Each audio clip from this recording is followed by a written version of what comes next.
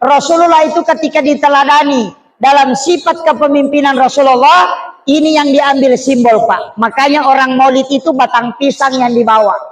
Batang pisang itu tidak ada yang bengkok.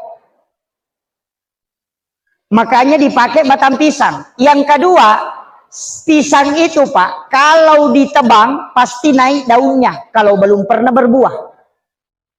Tapi kalau sudah berbuah tidak akan naik daunnya. Tapi kalau belum pernah berbuah, kalau ditebang pasti naik. Termasuk ini pisang belum berbuah, itu ada daunnya naik sedikit. Biar batangnya tidak ada. Kalau dia sudah ditebang pasti naik lagi daunnya. Apa pesannya?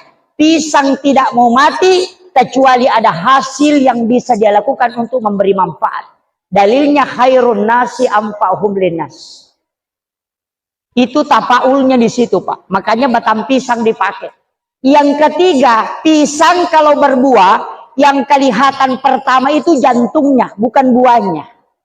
Makanya selalu diberi pesan, apapun yang kau mau lakukan, dahulukan keikhlasan. Semakin besar jantungnya, maka sisirnya pasti banyak. Ketika jantungnya kecil, sisirnya juga kecil. Artinya apa? Keikhlasanmu menghasilkan hasil yang jelas. Ketika keikhlasanmu besar, maka hasilnya besar. Tapi kecil-kecil juga hasilnya kecil.